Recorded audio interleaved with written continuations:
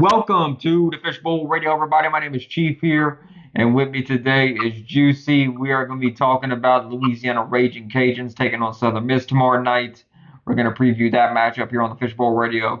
We'll also review LSU's big win over Ole Miss this past weekend, and we'll also review the Cajuns' victory against Southern Miss, and we'll cover all your um, top 25 matchups this week, in addition to what me and Juicy think are our top four teams in college football this week after we get done with the picks.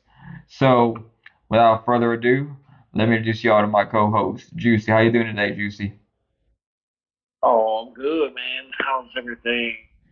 Oh, everything's going very well here. So let's dive right into this real quick here, Juicy. The Cajuns are coming off a big win against Arkansas State. They've been on fire. Ben Wooders threw 5 touchdown passes in that matchup against Arkansas State here. What was some of the things that you took away in that matchup there that you felt the Cajuns did very well in that game? And I'll read y'all some of the stats from that game after you get done talking. What you got, Juicy? Well, the biggest takeaway was, I think the quarterback play myself. Ben Woolridge really stuck out the most. But let me find it here. I'm gonna pull up a little bit. I need to refresh my memory a little bit on the stats, even though I know you're gonna dig into it a little bit. Well, I'll jump into it. Ben Wooders was 21 of 34 for That's what I was. 316 yards and 5 touchdowns. He only got sacked one time in that game. The Cajuns' leading rusher in that game was Terrence Williams. He had 11 rushes for 60 yards, but a net gain average of 58. So Jacob Kabodi had 12 carries himself for 56. Altogether, for all the Cajun backs, they all did pretty solid. Xylon Perry and Darrell Washington, they each had 11 carries and each gained The defense looked really 49 good yards. too, though. Oh, go ahead. I'm sorry. I thought Yeah, you were. so they had, as a team, running the ball, running the football has been a lot better for the Cajuns. I think that's really helped out the passing game as well. Yeah, And the one quarterback system instead of the two quarterback system. that has helped out a lot too. I think that, like we were talking about earlier this year, that the two quarterback system I thought felt through the rhythm of the offense out of the way here. Offensive line play has gotten a lot better for the Cajuns. They're able to run block a lot The better. defense gotten good too, better too. I see the Red Wolves quarterback here was only 8 of 23, so he didn't even complete 50% of his passes. The quarterbacks for Arkansas State were sacked 3 times in that game. Two sacks were on AJ Mayer and Jackson Daly. He The had, lead rusher only had 33 yards. but I think about the defense has always been good for the Cajuns this year. I don't think there was ever a point where they were really that bad. But the Cajuns defense, the problem was the offense wouldn't stay on the field long enough earlier in the year. That was kind of The like where one, yeah, that time of possession really hurt them. And, to stay on the field constantly, getting guys running after you, coming after you time and time again, it's really hard to stay. you know, you know, I see UL as a similar case as like LSU. It took them time to like really find their stride under the new coach. Uh, to really get things clicking. Like I feel like it, we were hard on them early, but it seems like now they kind of found their stride now. Well, like in total offense in that game, the Cajuns had over 500 yards of total offense in that game. They ran 87 total offensive plays compared to the Red Wolves, who had 271 yards and only 53. That is a big difference right there with the number of plays you had. Now, the penalties, I don't care for having 8 penalties in a game. They're about even. I think the Cajuns could cut back on some of those. But this group has definitely gotten better over the course of the season for sure. And I think as we look at going into the Southern Miss game, I think the Cajuns are looking more like a complete team. Like the kicking game has gotten better. It seems like everybody's starting to settle down, which I think is a really good case for them now. In terms of the Sun Belt and the way it's looking to win the Sun Belt West here, you got a big matchup against Troy literally right after the Southern Miss game, but the Cajuns can't afford to lose any more Sun Belt Conference games. And I think you have to look at that and be like, okay, what is some next steps that we can do as a team here, and to be able to take that fight to them. So the the Raging Cajun football team, they're going to be looking to extend their winning streak tomorrow at 6:30 kickoff here. The game is going to be on ESPN2. And fans, if you're on the road and you can't quite listen to the Cajuns, you can listen to them on Hot 107.9, ESPN 1420 as well. They're on a two-game winning streak, and they're coming off a 38-18 win over Arkansas State last Saturday. The Cajuns were led by Ben Woodridge. He had tied the school record with 5 passing touchdowns and with 316 passing yards as well. So Southern Miss, they're also on a two-game winning streak. They defeated Texas State 20-14 on a basically last second of the game. This is another big matchup. Yeah, Southern Miss, they're led by Frank Gore Jr., if that name doesn't ring a bell to anybody, who has rushed for 568 yards and 4 touchdowns so far this year. So, yeah, it's going to be a good one for sure in regards to what's going on in that matchup there. So, With Sunbelt West standings, this is another must-win. yeah. So if you look at, okay, let's look at the Sun Belt here. We're gonna do a little bit of a Sun Belt standings here. What they're gonna have to do here. So Cajuns are behind South Alabama, and they are behind Troy as well in the Sun Belt Conference so far this year. I'm wondering. Okay, so I type Sun Belt Conference. It gives me freaking Tulane. Like Tulane's not even in this conference. What are you doing, Google? Okay, anyway. So yeah, Southern Miss, they're 2-1 in conference play, and they're 4-3. They're both coming off. This is a must win for the Cajuns. The Cajuns win, they'll be 3-2, and Southern Miss will be 3. Right behind Southern Miss in the West. Yeah, if they win, they'll jump over Southern Miss, and Southern Miss will be 3-2. So that's why that Troy game is so pivotal right there. But you got South Alabama. So in regards to South Alabama, who is South Alabama going to play against next? So let's pull up South Alabama's schedule so we can kind of get an idea of who they're playing with. So they got at Arkansas State, at Georgia Southern, Texas State, and at Southern Miss and Old Dominion.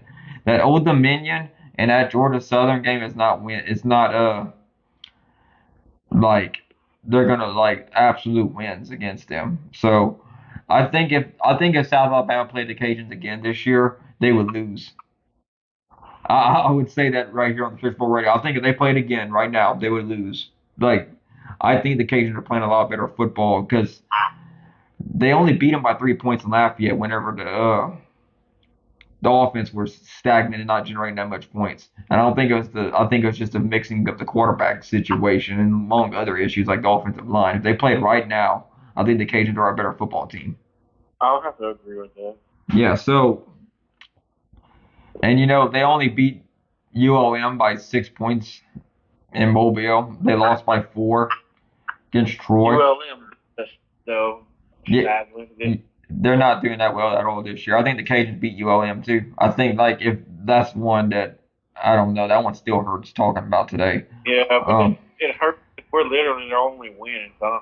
Yeah, so at Arkansas State, at Georgia Southern, Texas State at home. Then they go on the road to take on that Southern Miss, and they got Old Dominion to close out the season. So the thing is, what's going to happen here? So Arkansas State's not doing well this year at all, so they'll probably end up beating them. I wouldn't be surprised if they won that matchup this Saturday. So if you're a Cajun fan, you better be pulling for the Red Wolves, even though there's a rivalry there to beat South Alabama. So Georgia Southern, I think Georgia Southern might actually beat them in that game. And I think Georgia Southern, Old Dominion looking like the most 2 losses on the schedule for South Alabama that could possibly happen there.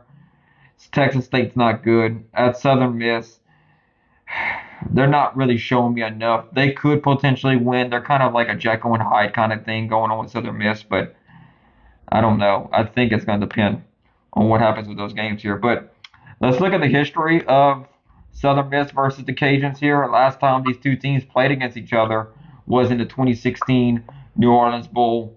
Whole different regime. That's like 2 head coaches ago for the Cajuns. That was more under Mark Hudspeth, and they lost that game 28-21. Like a lot has changed since 2016. We've been through a lot of different places. So overall series, Cajuns have only won 4 times against Southern Miss and lost 17 against them. Oh, They're geez. on a 9-game losing streak against against Southern Miss as the Cajuns. The last time they won a game was in 1993. Oh, Jesus. They're 1-11 away record. The last 10, they're 1-9.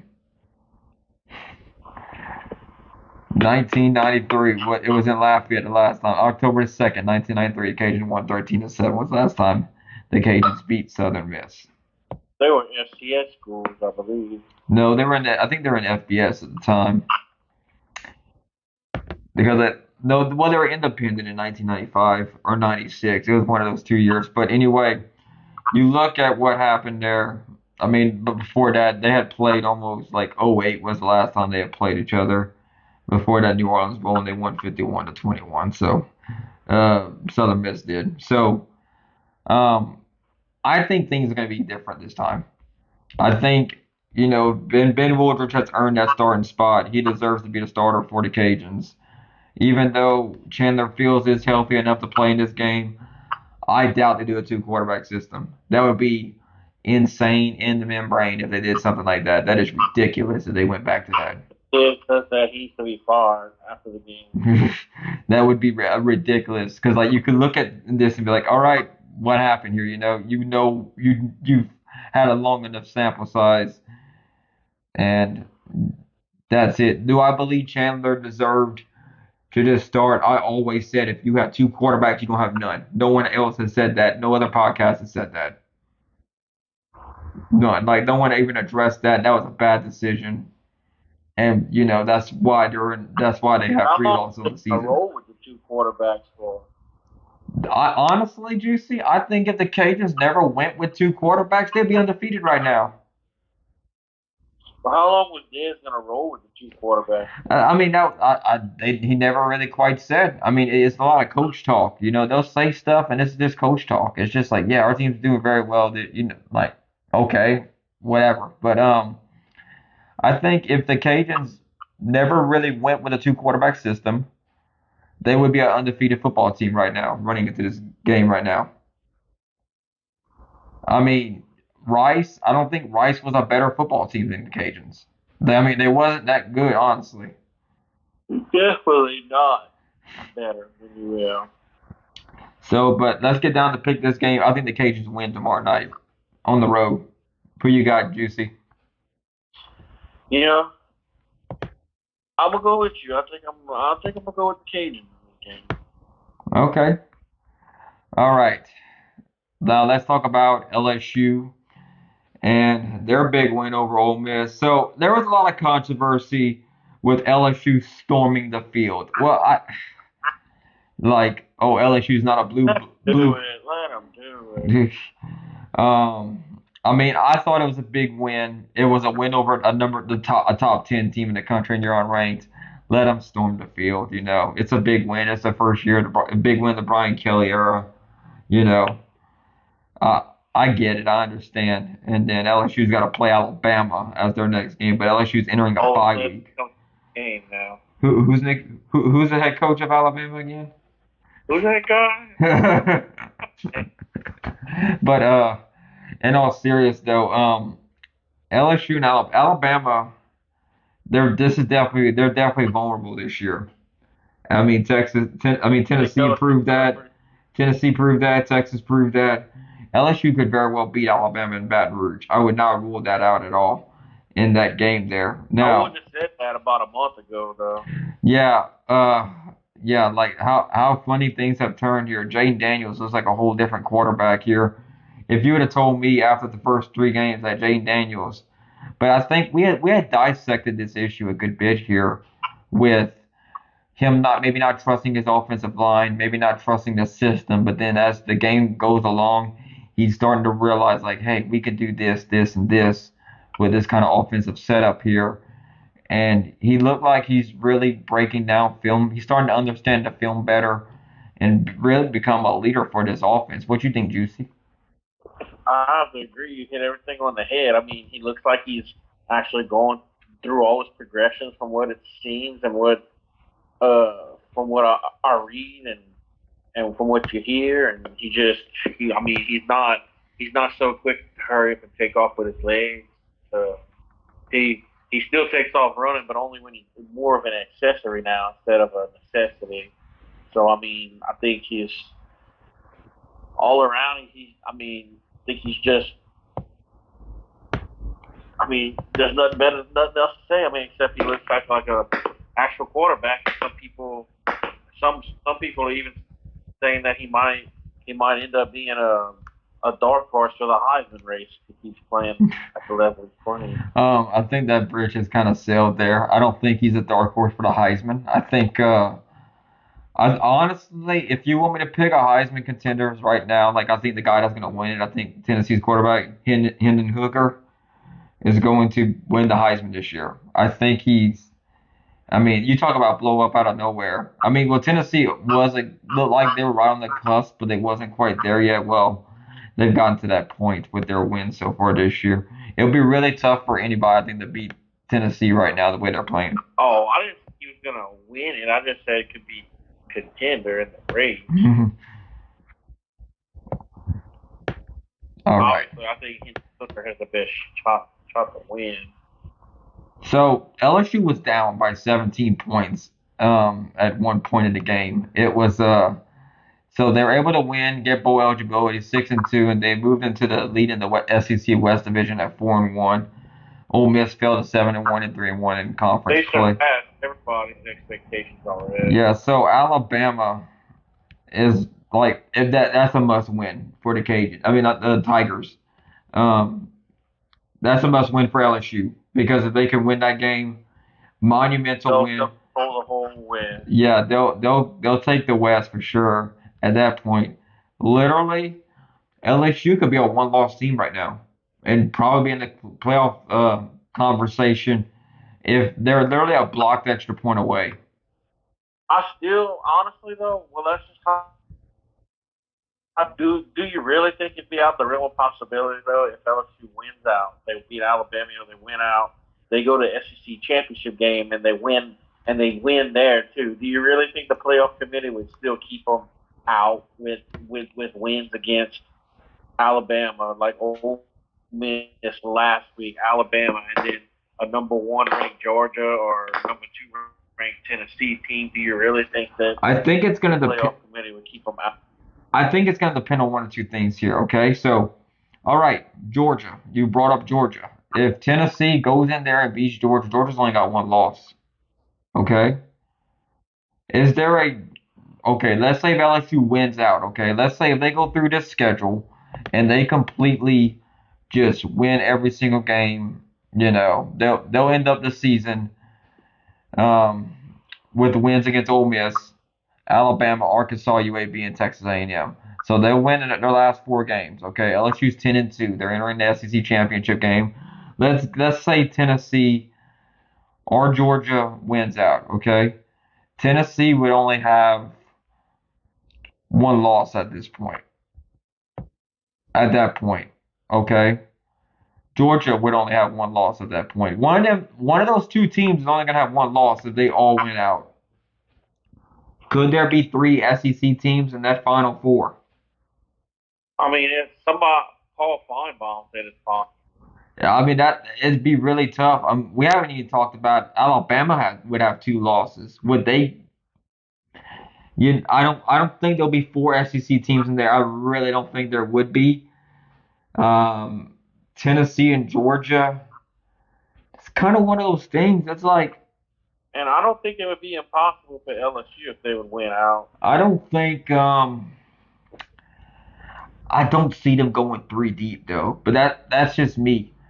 So like this is the year that I think a 12 team playoff would have been very well. This is the reason why I've been advocating it for so long. Okay, Ohio Yeah, State, Ohio State right now they deserve to get in. If Ohio State beats Michigan, they're going to be in that Final Four. If you get down to it, so we're starting to get into that more of a playoff talk here because no, October is for pretenders. November is for all right, Kelly. All right, Brian Kelly. November is for contenders. October is just for pretenders. Okay, so um, if you look at Alabama, LSU beats Alabama. Alabama's at 2 losses. Now, if LSU loses to Alabama, it's done. They're out, and that would help the committee out tremendously, honestly. But yeah, if LSU beats Alabama and wins out, it's going to be a nightmare for the committee. Yeah, because you're gonna have to you're gonna have to like okay, but what about Clemson? No one's talking about Clemson. Clemson's very liable to be undefeated by the time that season ends. Do you turn down an undefeated ACC champion? Well, you still could look. You may you it may. I mean, then if you're the committee, that's why you argue. Well, they may be undefeated, but LSU still has a better resume and better quality wins. I don't know about that though, Juicy, because you got Wake Forest. But Syracuse is yeah, playing of very course. well this year, and you have these other guys here. So, I mean, this is something to keep an eye on. I mean, we could wonder about it, but it's all gonna sort itself out at some point, right? So, yeah, you got Ohio State playing Penn State this week. You got Okay, we just Oklahoma State hasn't lost themselves, and they're ranked number 9 in the country. we just discussing the possibility that the committee could have a nightmare, especially if LSU wins out too. But And also Michigan. look like Michigan. Okay, what if Michigan wins out themselves? They're 7-0 right now, and they play Ohio State. Do you turn down a one-loss Ohio State or a one-loss Michigan for a third SEC team that has 2 losses?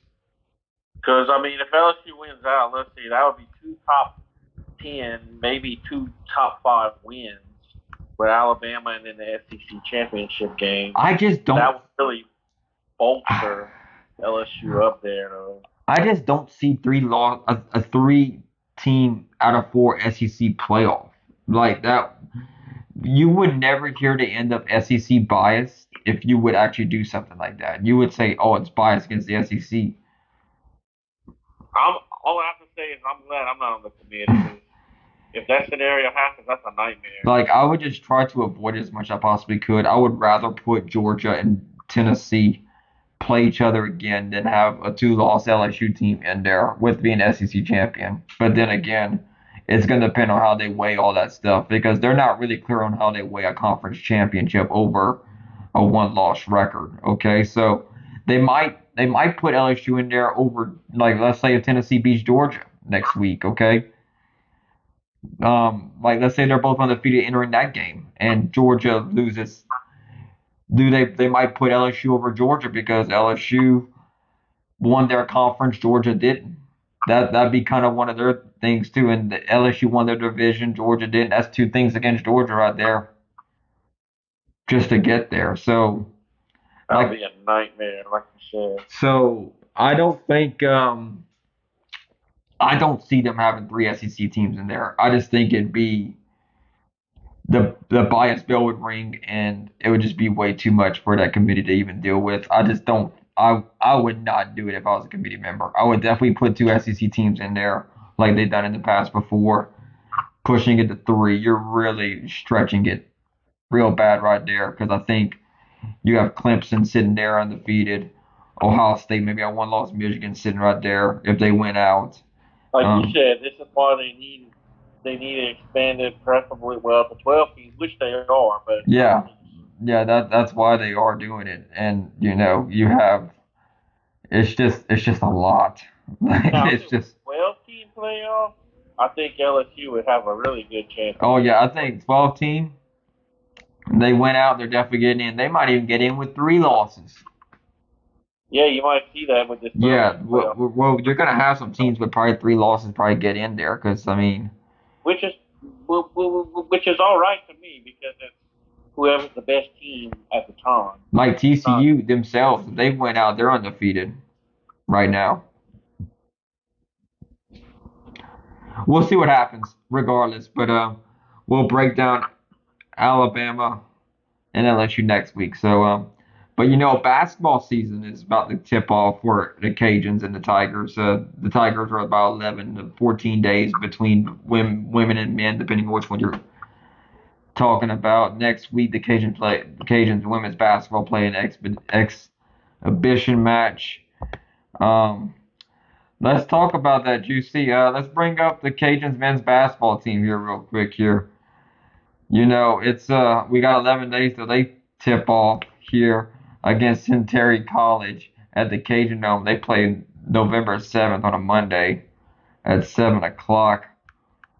Um, they were projected to win the Sun Belt, the Cajuns men's basketball team. What you think about that?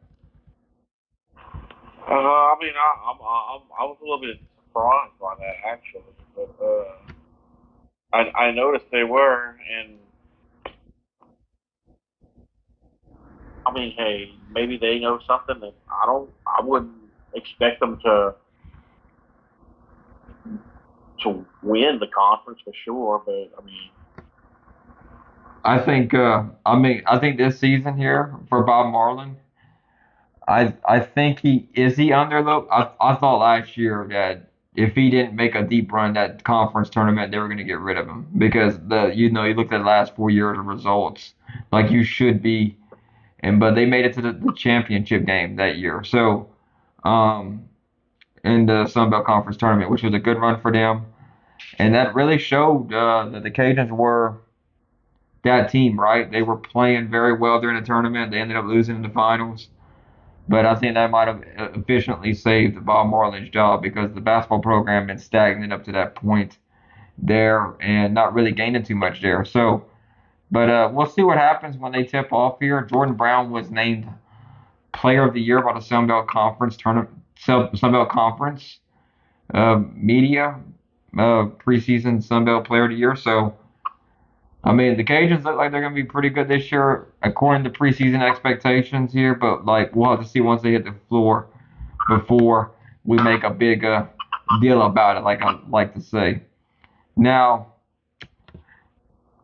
the Cajuns women's basketball team, they're going to have an expedition match against Spring Hill College at 6 o'clock on November the 2nd here. That's next Wednesday. So, 6 days till they tip off their season here. It's going to be fun to see, but their actual season is going to tip off against Houston at the Cajun Dome on a Monday at 7. And then they go on the road to take on Texas November 11th. So we'll start predicting basketball games in addition to our football segments here to kind of cover everybody here. So we're starting to get into that dual sport, and it's going to be that way till May of well, not like April, March and April of next year. So we're starting to get into dual sports. So it's going to be interesting to see how all that goes along, and we'll just tag along there and see what happens. All right, so switching gears now, we're going to do our top 25 picks here. Juicy, first game we got on the deck here, Virginia Tech versus number 24 North Carolina State. North Carolina State is expected to win this game by 13 and a half. Who you got, Juicy? I'll have the Wolfpack in this game. I got North Carolina State winning this one. I don't think it's going to be close. It shouldn't be. And that's on ESPN. That's on Thursday. It should be a fun one. You can also catch the Cajuns at the same time on ESPN2. Number 14, Utah.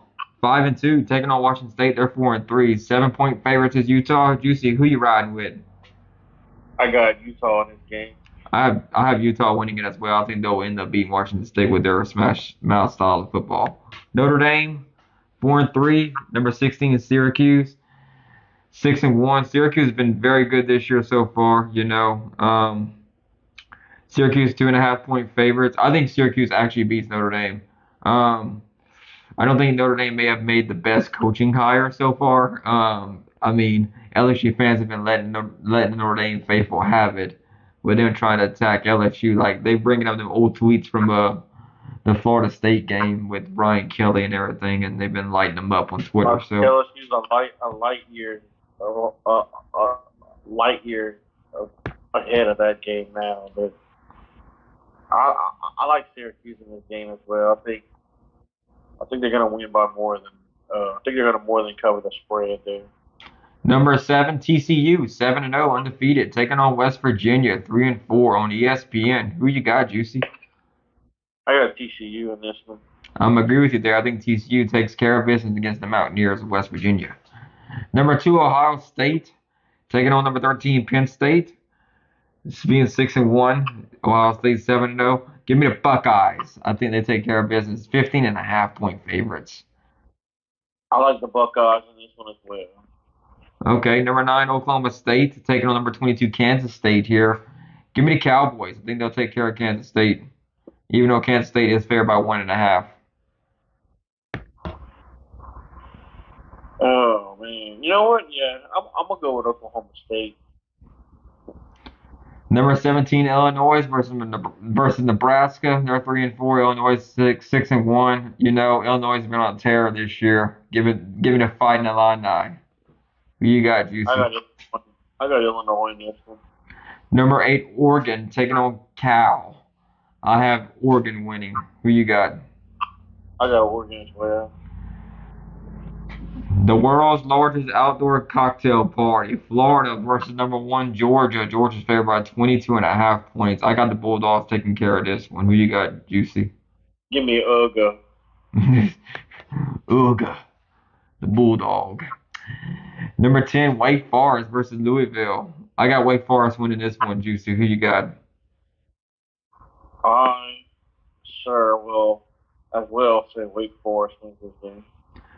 Number 20, Cincinnati versus UCF. I have, I'm agree with Vegas. I got an upset. Give me UCF to knock off Cincinnati. Who you got, Juicy?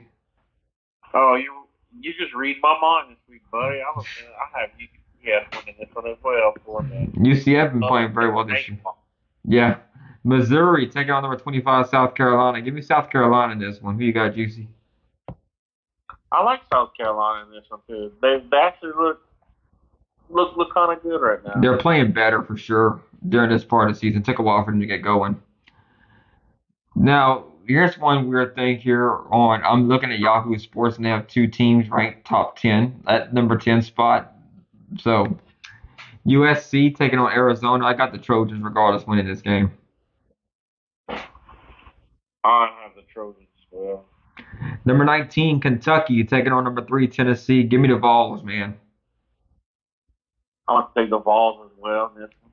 Michigan State versus number 4, Michigan. I got Michigan winning this one, hands down. Give me the Wolverines. Number 15, Ole Miss taking on Texas A&M. And I can guarantee you A&M's not winning this game. Give me the Rebels. Give me the Rebels too.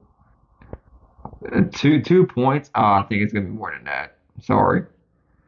A little bit. Yeah. Pittsburgh 4-3, taking on number 21, North Carolina 6-1. Give me Mac Brown and Tar Heels. North Carolina wins. Who you got, Juicy? You know, I you know, just so we don't agree on every single pick, and Oh, the upset pick, give me Pitt in this game. okay, that's fair. Stanford versus number 12, UCLA. I have UCLA winning this game. Who you got, Juicy? I got the Bruins. And that'll be all for our picks this week. Not many top 25 matchups compared to our other weeks. They seem like they go on forever. No, they got a couple of top 25 teams playing each other. Yeah. It's going to be a big week in football. It's really going to help the playoff committee. So we'll see what happens. Thank y'all for tuning into the Fishbowl Radio here tonight.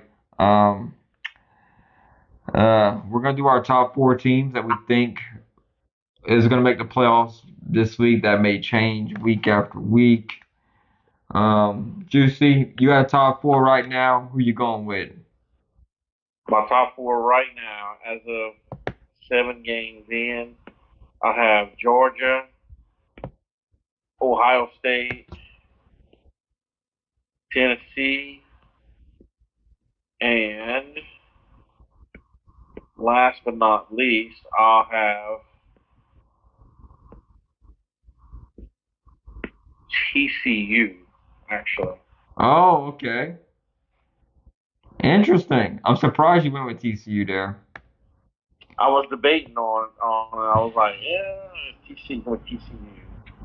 So, I mean, I'm looking at this right now, and I think the 4 teams I see right now getting in regards to this is just plain and simple here. I think that Georgia is going to get in. I think they're at number 1. I think Ohio State, they're my number 2 team. Whoever wins Georgia and Tennessee is gonna be the number 1 team. So Give me Tennessee right now, like they're ranked at number three. So give me them at number three. But I think Clemson's gonna be one of those teams here. I think Clemson does sneak in there and end up winning here. They're on a bye this week, so they play Notre Dame next. But I have Clemson being my fourth team in the playoff. Fair enough. But we'll see what happens, right? I mean, there's a lot that's at play here. Even Oregon has a possibility of getting in at this rate. They're right there at eight. TCU right there at seven, like you were mentioning in your top four. Um, we'll see what happens. Yeah. So Playoff. thank y'all for tuning in to the Fishbowl Radio here tonight. We hope y'all follow us on our social media channels that we have: Facebook, Twitter, Instagram. We have a TikTok page, a YouTube page. So this episode right here will be on our YouTube page as well, along with all our other episodes here. You can even, if you don't want to go on YouTube, you can go on Facebook, find episode there. Here we enjoy our fan base, so we're trying to get to 1,000 followers on Twitter by the end of the year. So I mean we're kind of getting close to there. We need like 70 some followers. So y'all go hit that Yeah. follow button on Twitter so we can get to 1,000 followers. Instagram we're around 800 something. So we would like to hit 1,000 each of those by the end of the year. But thank y'all for all y'all support of the Fishbowl Radio. We love doing Yeah, we this. couldn't do it without y'all. Yep, couldn't do it without Fishbowl Nation. So y'all continue on with your support, and we will see y'all next week. Have a good day or night, whatever time you're watching this at. Have a good Whatever week. part of the world you're in, Yep. whatever time zone. Have a good week, Fishbowl Nation.